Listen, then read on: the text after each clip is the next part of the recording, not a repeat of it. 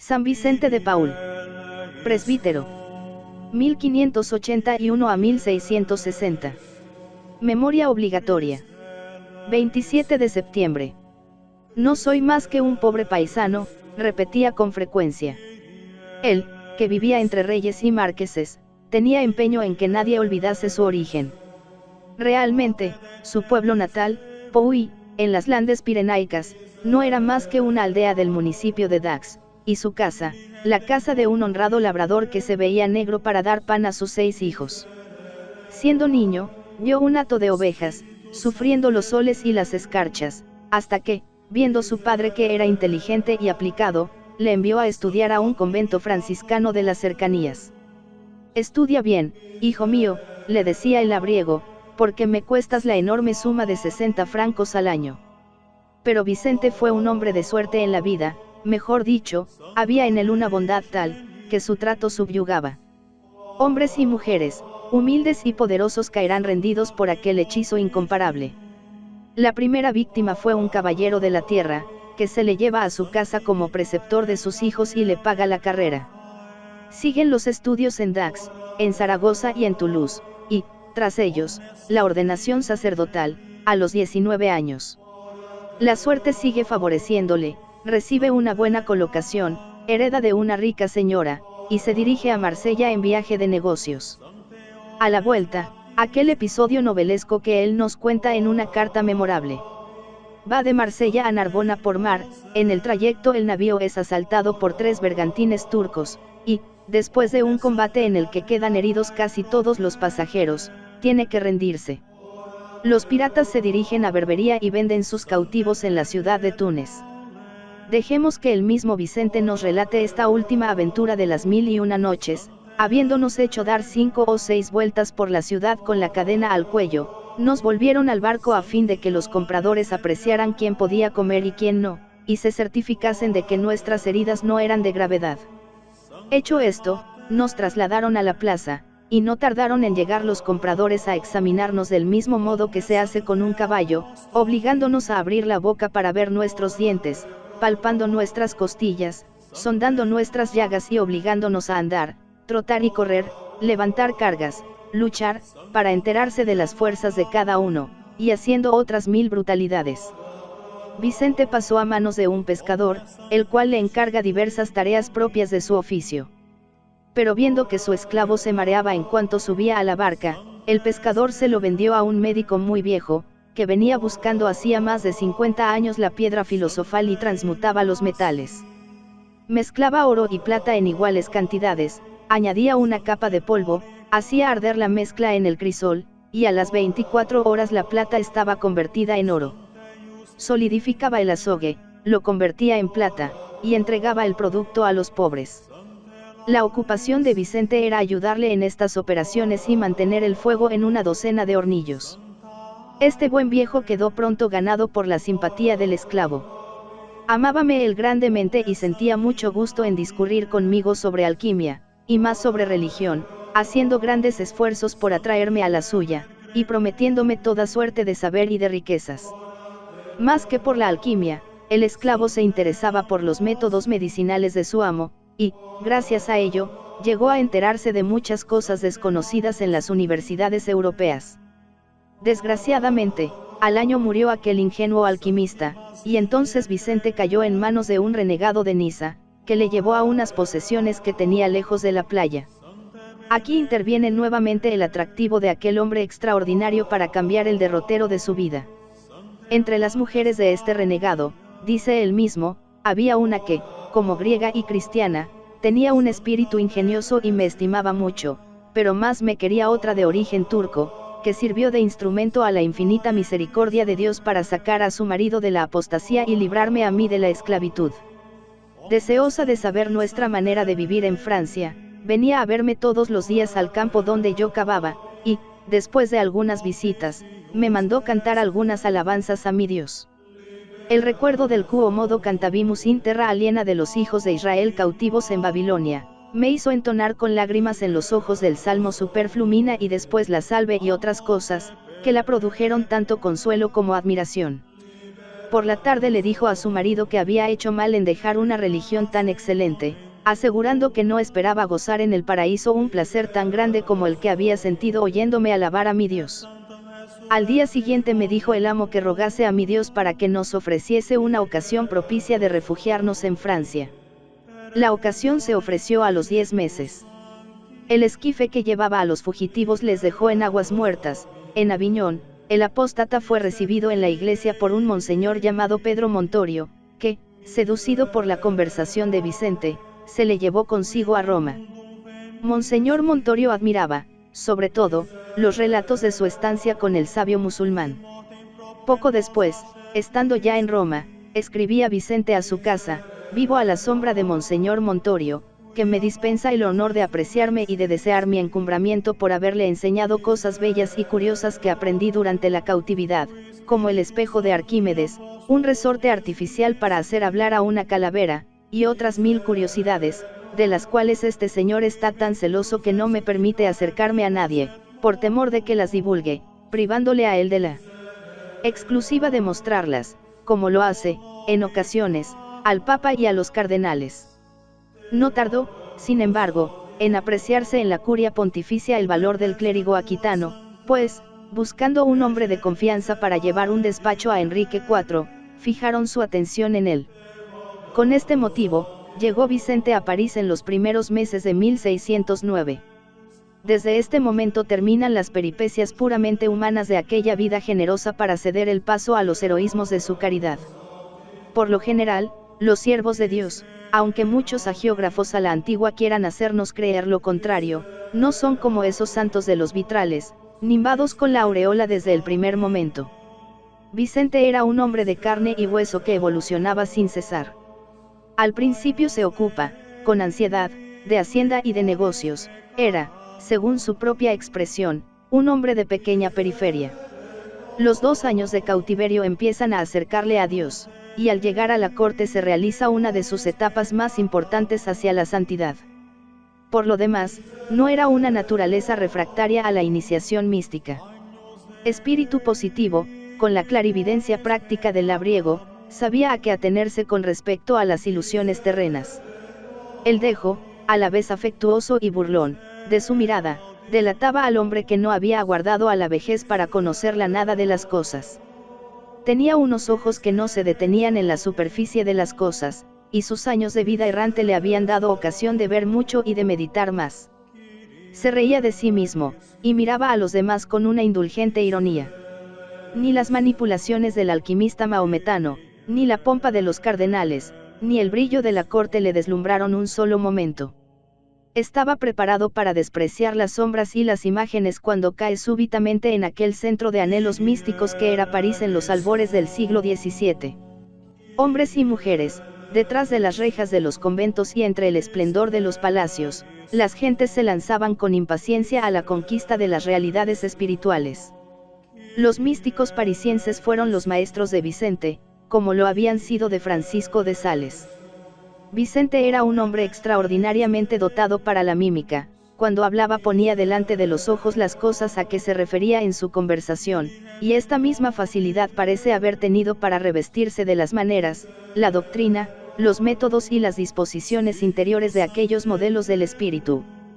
Entre todos aquellos maestros, el que más influye sobre él es el cardenal Pedro de Berulle, de quien decía Peruni, el teólogo famoso: si se trata de convencer a los herejes, traédmelos a mí; si se trata de convertirlos, presentádselos a Monseñor de Ginebra; si se trata de convencerlos y convertirlos a la vez, llevádselos al señor de Berulle. Vicente decía más tarde que Pedro de Berulle era uno de los hombres más santos que había conocido. De él recogió la práctica, la teoría y hasta el léxico de la vida espiritual. Es Monseñor de Berulle quien le introduce como preceptor en la casa del almirante Gondi, una de las más aristocráticas de París. El sacerdote pirenaico seguía triunfando dondequiera que se presentaba. Su bondad, su inteligencia y sus maneras corteses se imponían con pasmosa facilidad. Aunque hijo de la aldea, no había en él asomo de rusticidad. Era fino y hasta obsequioso, pero siempre con dignidad. Su modestia indicaba condescendencia e impedía los excesos de la familiaridad.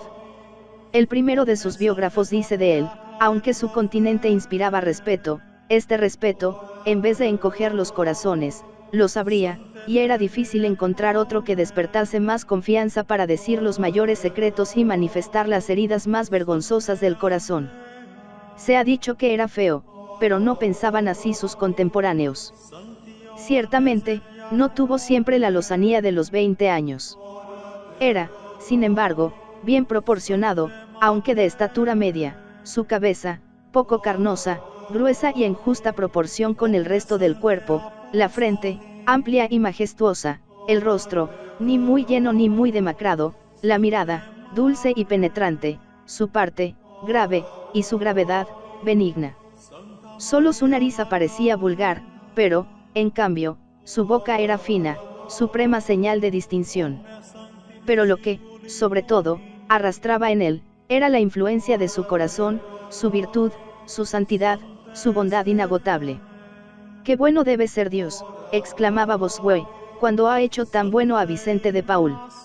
En casa de los Gondi se encontró con los miembros de las más ilustres familias del reino. A todos se impuso por su evangélica sencillez. La mujer del almirante, que, en la delicadeza de su conciencia, no se atrevía a hacer un cumplido en una carta sin consultar a Vicente, quedó enteramente sometida a su dirección, y tras ella otras grandes señoras de la aristocracia vinieron a pedirle sus consejos. Pero al humilde director le pesaban las cadenas, por muy dulces que fuesen, y una mañana desapareció de la corte, dejando en el mayor desconsuelo a sus devotos y admiradores. Se le buscó ansiosamente, y pudo averiguarse que había ido a regentar la pequeña parroquia de Chatillon-les-Dombes. Más tarde llegaron los primeros ruidos de sus hazañas en ella, de las conversiones prodigiosas que obraba, del fervor que despertaba, de las asociaciones de caridad con que se preparaba para sus futuras fundaciones.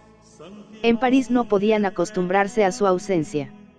Le escribían carta tras carta, pero él se hacía el muerto, le enviaban legaciones suplicantes, pero siempre con resultado negativo.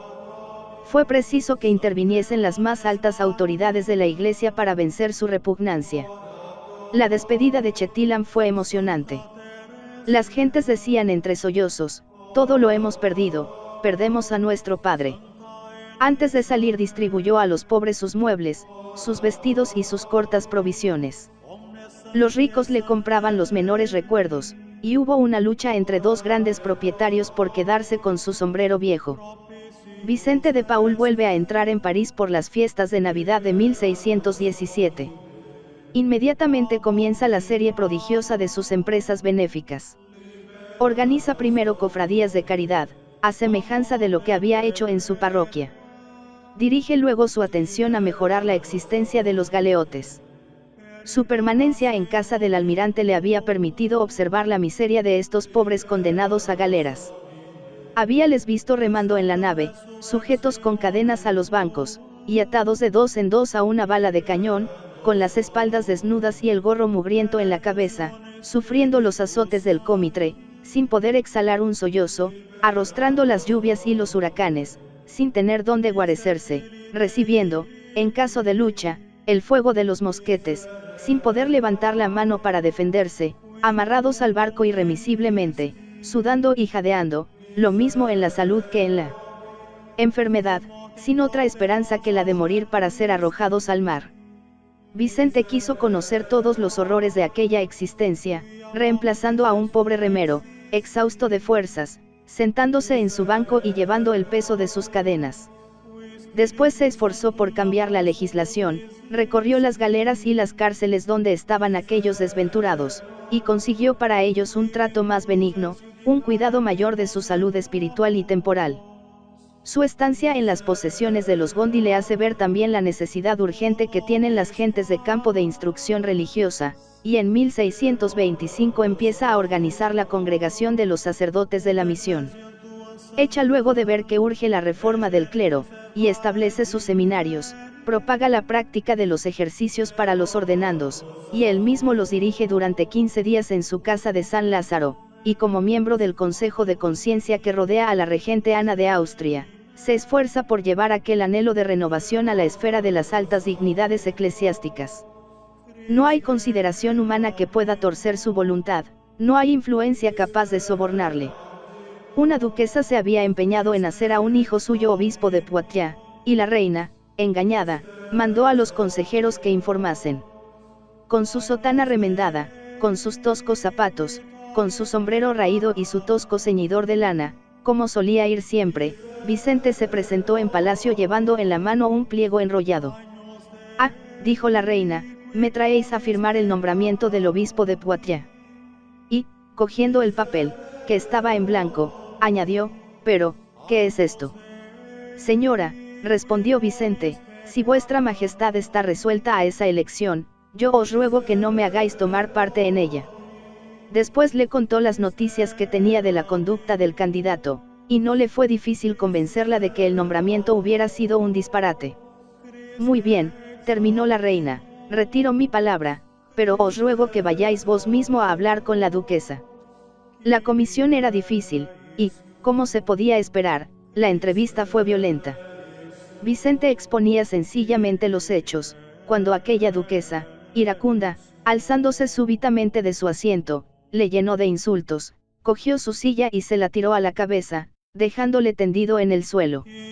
Al salir, iba diciendo estas palabras: «Verdaderamente, es maravilloso ver hasta dónde llega la ternura de una madre para con sus hijos».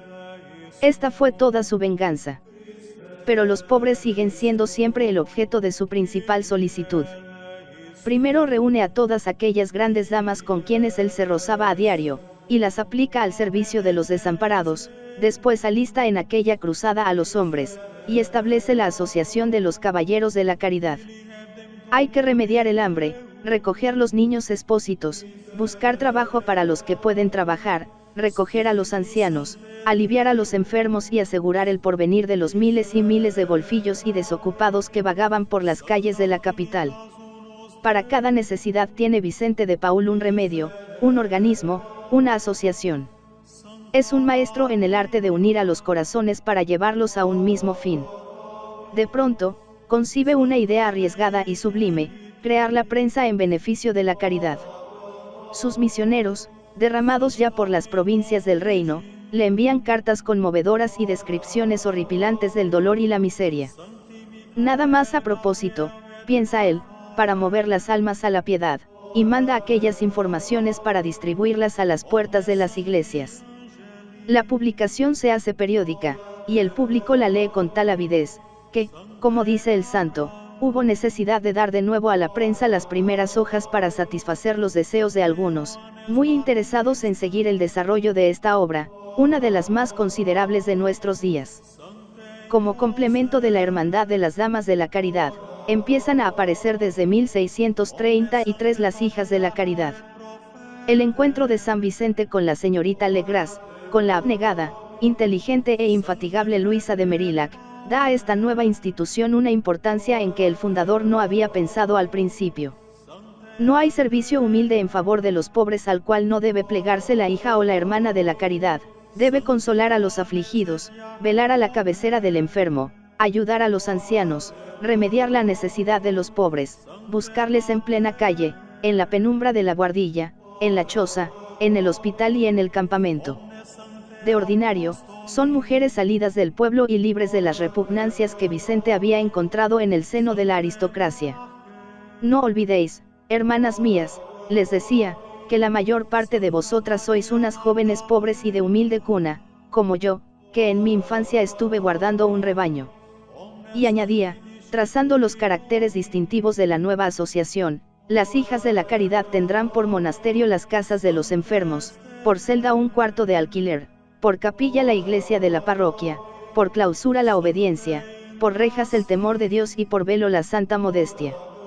Vicente de Paúl era el alma de todas estas fundaciones: organizaba, instruía, ampliaba, dirigía y sostenía. Y aún le quedaba tiempo para luchar con los jansenistas, para convertir a los hugonotes, para guiar por los caminos de Dios a una multitud de almas santas que entonces pululaban en París. San Francisco de Sales había puesto en sus manos el legado exquisito y doloroso de Santa Juana de Chantal. No se equivocó al adivinar en él un criterio seguro, un corazón humano y una rara delicadeza para manejar las almas sin atormentarlas. Si alguno podía sostener a la santa fundadora en medio de la noche oscura y cruel porque atravesaba, era, sin duda, San Vicente, y aunque no logró devolverle la serenidad, esto solo Dios lo hubiera podido hacer, y Dios no quería, su amistad fue para ella largamente bienhechora. Una vez más acudió a aquel don prodigioso de asimilación, y no tardó en revestirse, por decirlo así, del espíritu de San Francisco de Sales, en que la firmeza y la suavidad se aliaban tan armoniosamente. Hasta el estilo de sus cartas a la santa recuerda al obispo de Ginebra: mi digna madre, le escribía, que es de tal modo mi digna madre, que la puedo llamar única, y la honro y la quiero más tiernamente que ningún hijo amó y respetó a su madre, después de Jesucristo, y esto en un grado tan alto, que tengo bastante estima y amor para dar a todo un mundo, y puedo decirlo sin exageración. Sin exageración, ciertamente, porque, como dice su primer biógrafo, tenía el corazón muy tierno, generoso, noble, liberal y fácil para concebir afecto por lo que veía que era verdaderamente bueno y según Dios. Tenía una sensibilidad viva y profunda. La impresionabilidad en toda su persona, añade otro contemporáneo, era finísima. No podía hablar de un desgraciado sin suspirar y sin que el dolor y la compasión se pintasen en su rostro. Esta sensibilidad fina, despierta y flexible como la de un niño, se reflejaba en todos los actos de su vida. Pronunciaba todas las palabras de la Santa Misa de una manera tan devota y afectuosa, que se veía bien que su corazón hablaba por sus labios. Parecía sorber el sentido de la escritura, como un hijo la leche de su madre.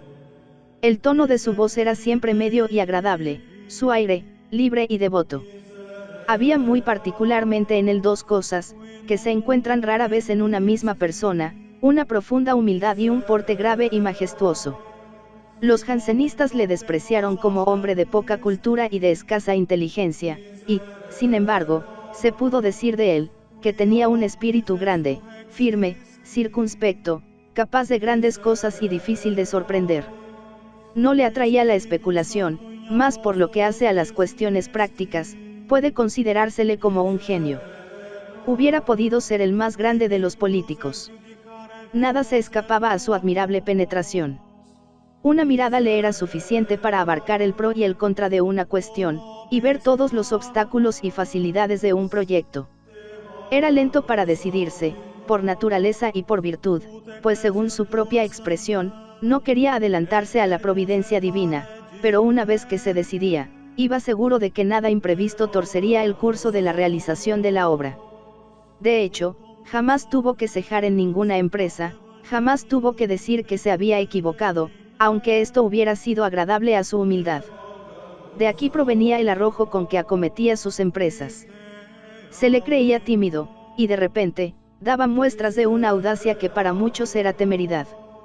Pero todos sus ímpetus iban regidos por la prudencia, por aquel buen sentido del cual decía Bossuet que es el árbitro de la vida. La clarividencia de Vicente de Paúl equivalía a una especie de infalibilidad.